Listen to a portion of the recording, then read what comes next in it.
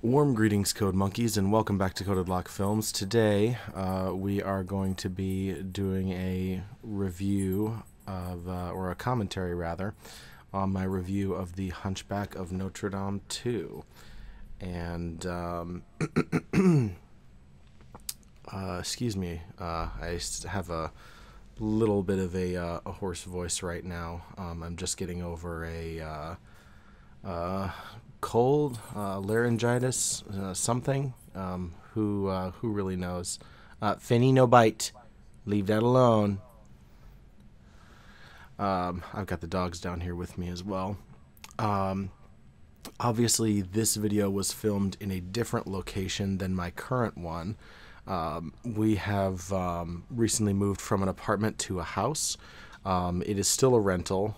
We are living with currently a couple of other people, and yeah, so it's a much better space. I have a much more permanent review area that I don't have to, take down and set up the lights like crazy every single time. We've actually got an area with a green screen. We've got this whole really nice setup down here in the basement. So I will hopefully be able to use that as a good motivator for getting more videos done, because quite frankly, one of the main things that stopped me from doing videos in the past is that it is a real pain to get the lights set up and torn down, and get the camera set up and torn down and all that stuff. And I don't have to do any of that here. In fact, I've got the camera just sitting in the corner of the room behind my chair right now. So this video was a bit of a surprise. I was very, very thankful that people were respectful of the decision to bleep out the racial slur that appears in the Hunchback of Notre Dame. I did have one person point out something that I wanted to highlight in the comments of my, not of this review, but of the Golden Films Hunchback of Notre Dame review. And that was a person by the name of Victoria Pulsifer, and they had a really good point that they brought up, which was that they said that while the G slur disclaimer is well-meaning and appreciated, that it is a little bit pointless to say that I won't say the slur while displaying it visually. Now, at the time, I was, trying to just make sure that people knew which word I was referring to, because quite frankly, a lot of people don't know that that word is considered a racial slur. But what I really should have done, and I didn't really think about this because, I'm not a perfect person, is that, I should have taken the word and just hyphenated one of the letters in the middle of it, so that the word itself doesn't appear in full form on screen, and that would be a much better way to go about it. So thank you for that. I don't think I'll ever need to do that again, because I think I've pretty much put the Hunchback of Notre Dame to bed at this point. So I don't think I'll ever encounter a situation where I'll need to censor out at least that particular racial slur. Given the content that I review on my channel, I don't expect to encounter any other racial slurs. But I just wanted to point that out, that hey, I'm not perfect, and this is something that I could have done better. Like I said, people have been very respectful of the decision to bleep out that slur. I think that that there are definitely this sort of people online that would not have been okay with my decision to bleep out that slur, but I think I kind of weeded out a lot of those people when I did my Black Lives Matter video. I lost some subscribers when I did that Black Lives Matter video, but I say good riddance to bad rubbish in that case. I really don't care to have the that type of person watching my videos anyway, so I think it was on the whole a very positive thing.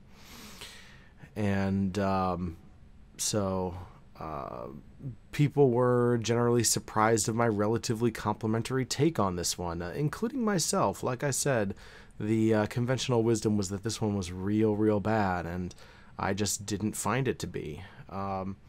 Overall, I just really had no strong feelings towards it, especially not compared to the Golden Films one. I mean, my goodness.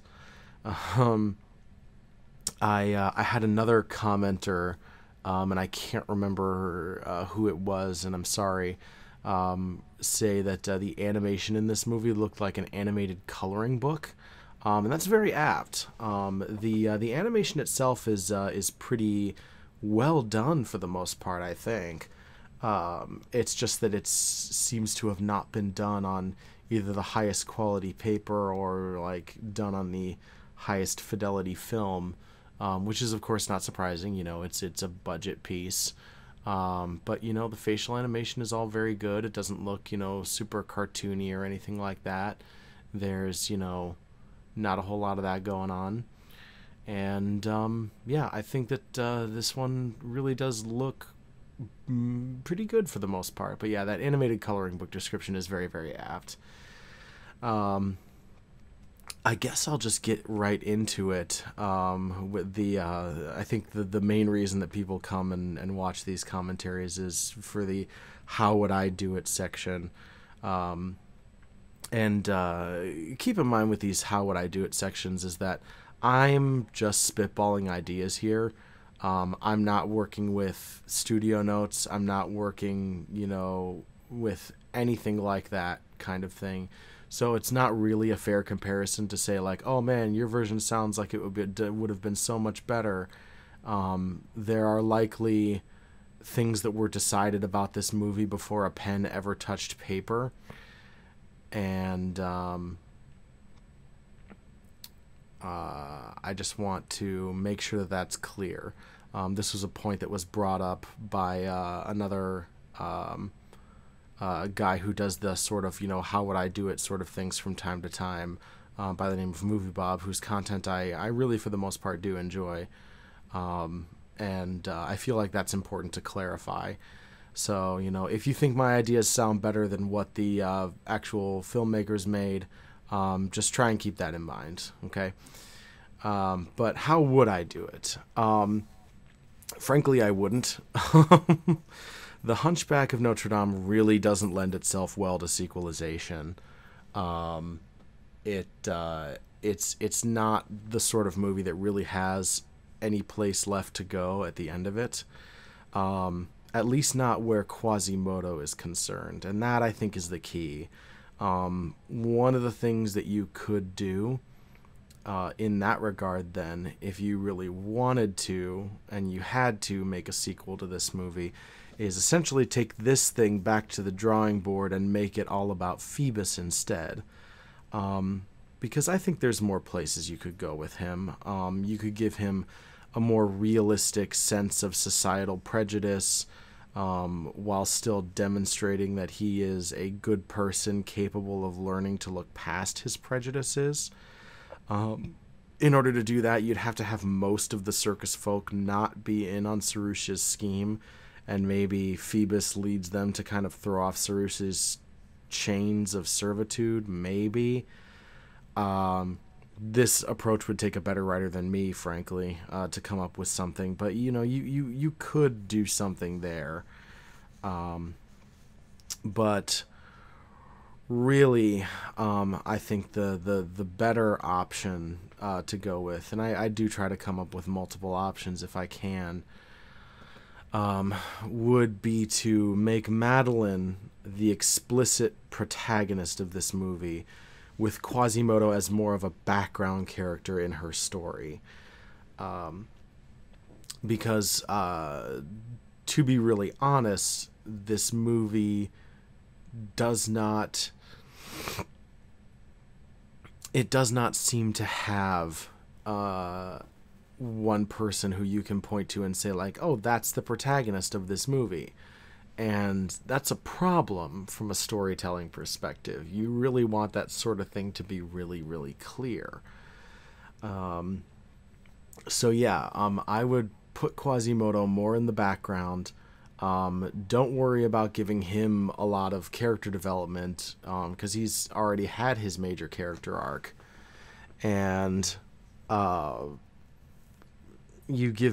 that allows you to have more screen time to give Madeline's arc more room to breathe, and that way it doesn't seem so rushed, because it really, really does. It seems very, very rushed, especially towards the end of this movie.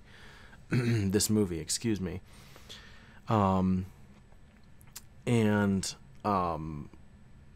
really, in either case, whether you go with the Phoebus approach or whether you go with the, making Madeline the protagonist approach, you really have to rework Sarouche as an antagonist.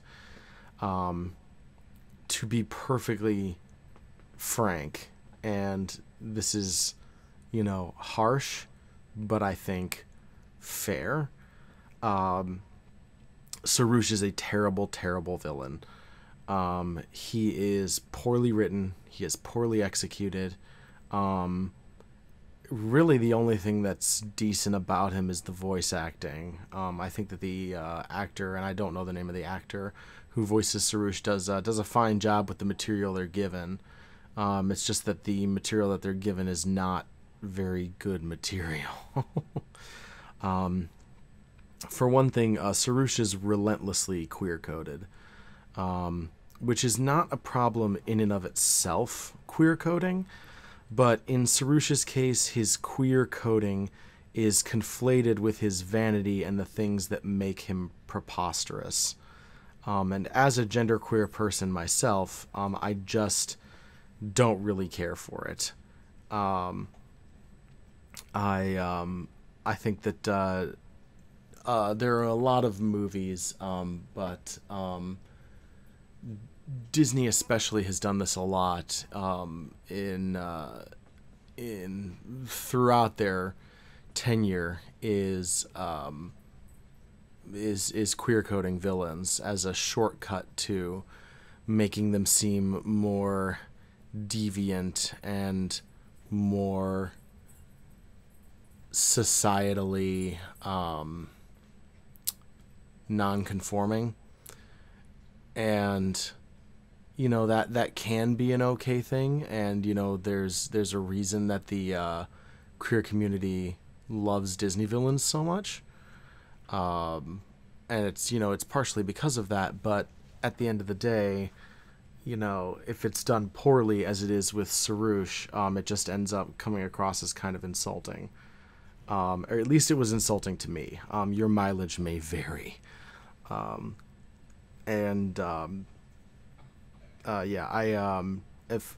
have said this in a previous video, but I identify as non-binary. I present as male, but I identify as non-binary, and being a person in the queer community, I do not care for Sarouche's queer coding. Like I said, your mileage may vary, and if you disagree and you think that that's not really a big bother or much of a problem, you're certainly entitled to feel that way. This is just my opinion. But really the big problem with Sarouche is that there are many, but there's a lot of plot holes in his plans, and I have a complicated relationship with plot holes, because I basically got my start on YouTube nitpicking plot holes. That was just kind of the fashion for reviews at the time, was to be really nitpicky and really pedantic, and it was not a good atmosphere for good faith criticism, and I try to have my criticism be much more good faith these days, because honestly, my thoughts have changed and matured, and I really only think plot holes are a problem when they are so egregious that they distract you from the story of the movie, when they harm your immersion, basically. When I say you, I mean the average movie watching person. There's a certain type of person who is kind of primed and ready to notice plot holes very easily. I'm one of them. But, you know, for the most part, I just don't let myself care anymore. I try to kind of give the movie the benefit of the doubt, and I try to, you know, go along with what the movie is trying to put down, so to speak, because I want to have a good time. I want to enjoy movies. I don't like to dislike movies. I don't like to have my time wasted. But with Sarouche, we are asked to suspend far too much disbelief. Nobody would accept the notion that everything he does is garden variety magic tricks and nothing more. Nothing about his plan makes any kind of sense, and as a result, you cannot take him seriously.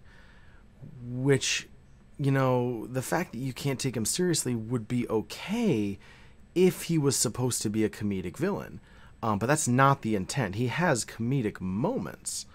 But the intent is clearly to make him a master manipulator and sort of the Frollo to Madeline's Quasimodo.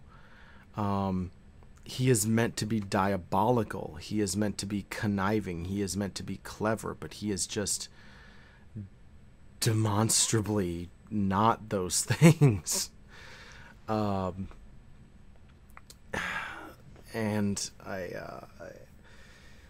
I guess, you know, that begs the question is, how do you fix Sarouche? And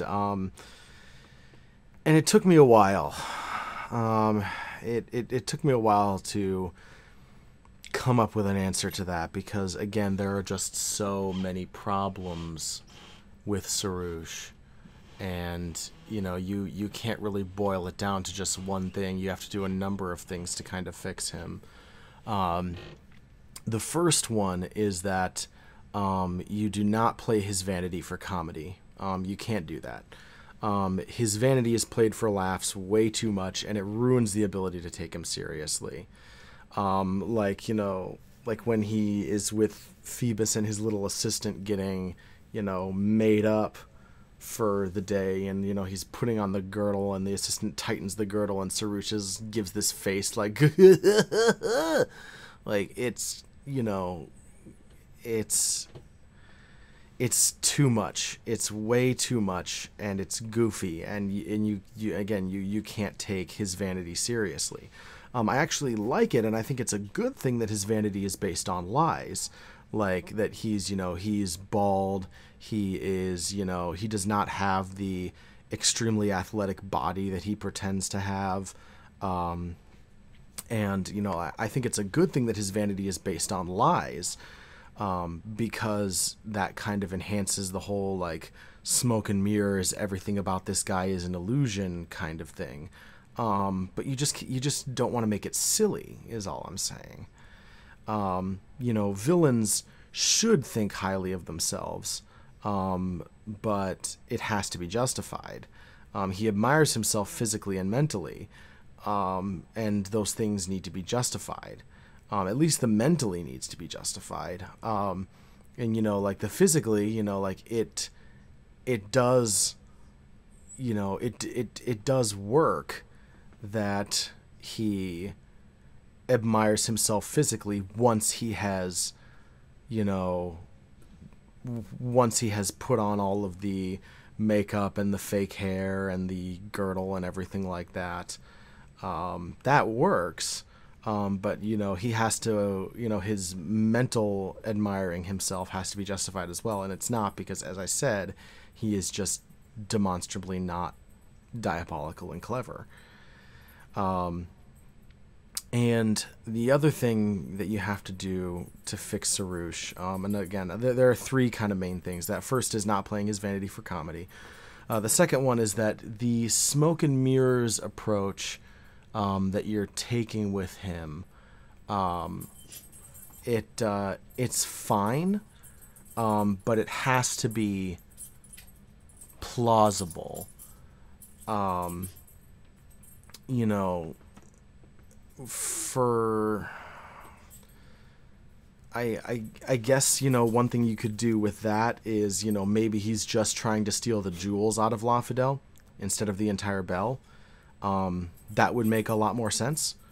You know, he's he's planning to pry the jewels out of the bell, and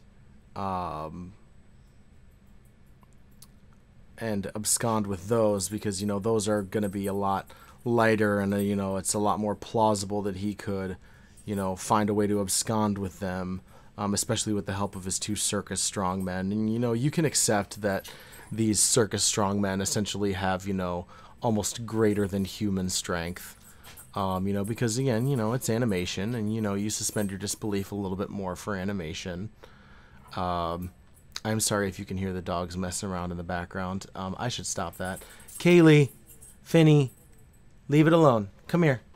Kaylee, come. Kaylee, come. Good girl. Come here. Come on. No fighting. No play fighting. That's good kids. Good kids. My apologies. I always film these commentaries in one take, if you can't tell.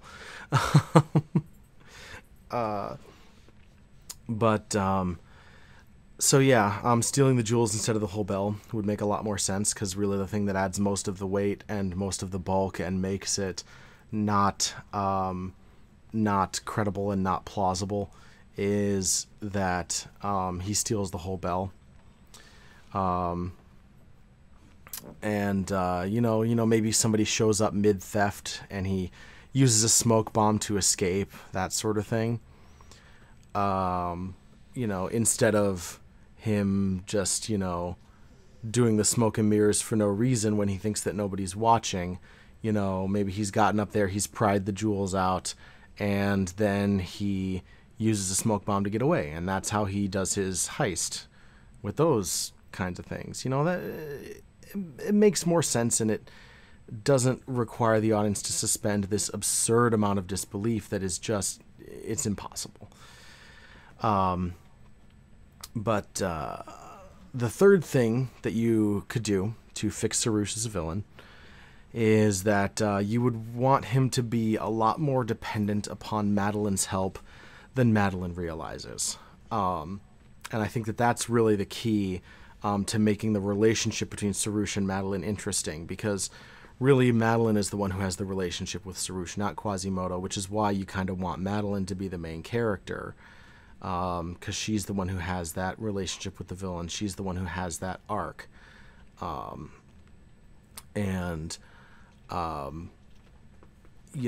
This whole master manipulator thing would sell a lot better if you had, just there be more to it. So have it be to where, instead of just being sent in to learn where the bell is physically inside Notre Dame, she's gathering intel on the cathedral itself, like the entire cathedral, the layout, everything, and planning a possible escape route for Sarouche. And that way it's really her doing all the work and not him. And so that way it's him really relying upon her, but he gaslights her.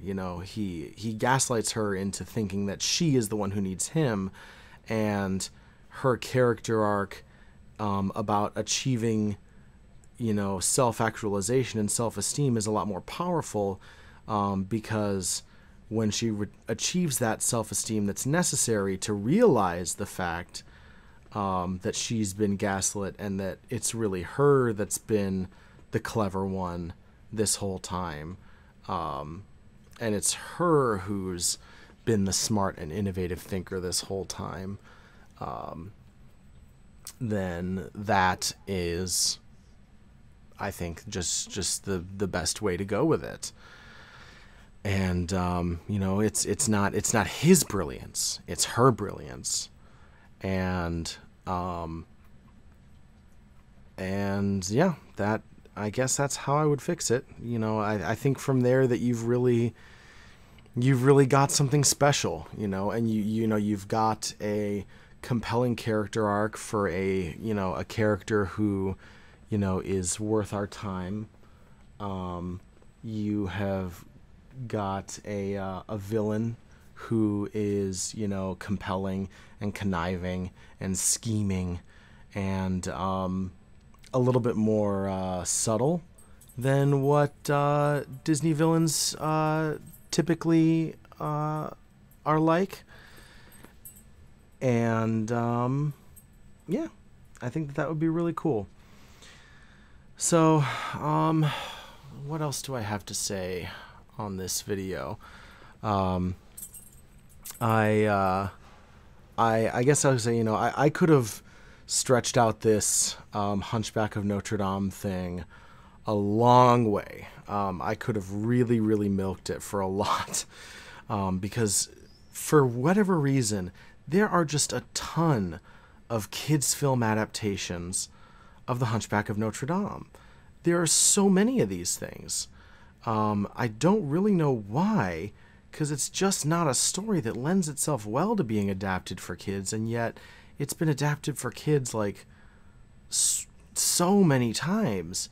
You know, I'm familiar with, you know, a number of these other, you know, videos, but I really just, I wanted to kind of keep it concise because otherwise, you know, we'd be here forever and I'd never talk about anything besides the Hunchback of Notre Dame. And, I didn't want to feel like I was milking it, you know what I mean? And really, I do think that the Golden Films is the worst one, at least the worst one with which I'm familiar.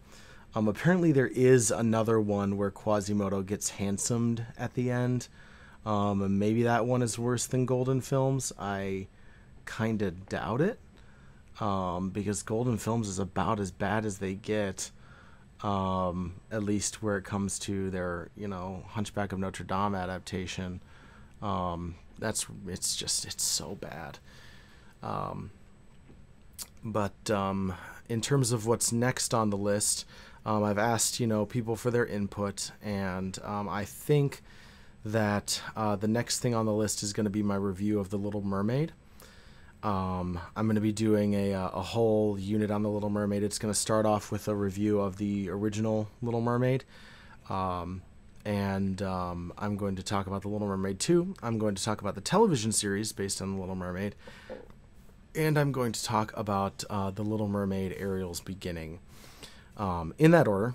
I just think that that's the best order to sort of take them in. And, you know, I've made no secret of the fact that I am really not a fan of The Little Mermaid at all. I don't really like it. I don't think it's a bad movie, but I don't really personally like it. So I'm coming at this unit from that perspective, but don't let that deter you. I think you might actually be surprised by what I have to say about some of the sequel and side content to The Little Mermaid. So that is about it. That's pretty much everything I have to say for now. I hope everybody out there is doing well, because I know that things are, you know, still hard on everyone, and I